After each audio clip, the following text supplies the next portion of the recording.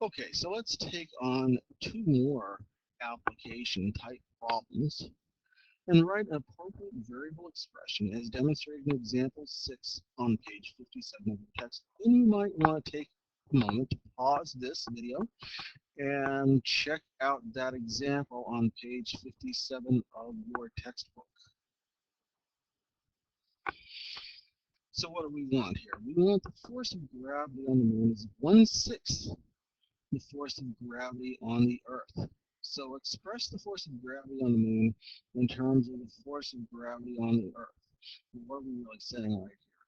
We can write a little bit of a word model to help us out. We're saying that the force of gravity on the moon, let's call that moon M.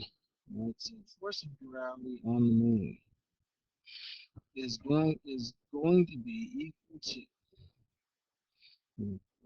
M is our force of gravity, and we're going to call G our force of gravity on the Earth. Earth's gravity. Okay, and we're saying that the force of gravity on the moon is. When we see the word "is," by the way, the word "is" a key word that means equals. Okay? Is 1/6, a fraction, 1/6 the gravity on the Earth. And when I write moon gravity, I mean force of gravity on the moon, force of gravity on the Earth. And so we said if M represents the moon's gravity, we're going to take M equal to 1/6 of G, and that's our expression right there.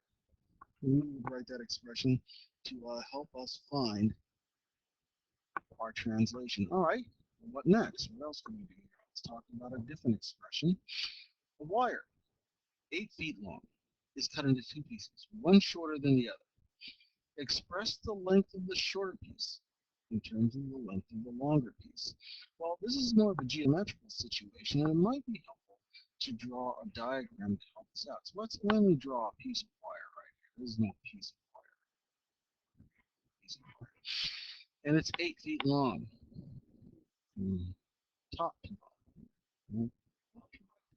So we've got this 8-foot long piece of wire, and we're saying we want to divide it up. So there's going to be two pieces, one shorter than the other. So let's divide this up. So we're going to cut it right here. There's some shorter piece, and now there's a longer piece. Express the length of the shorter piece in terms of the length of the longer piece. Well, okay. I don't know what the length of the longer piece is going to be, but we need to represent it with some unknown value. So let's say that it's x feet long.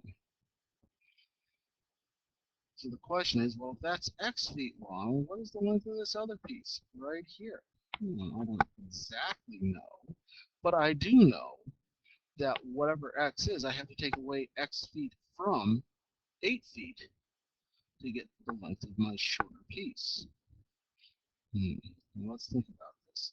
If the shorter piece is cut by taking away x feet from 8 feet, that's a subtraction word.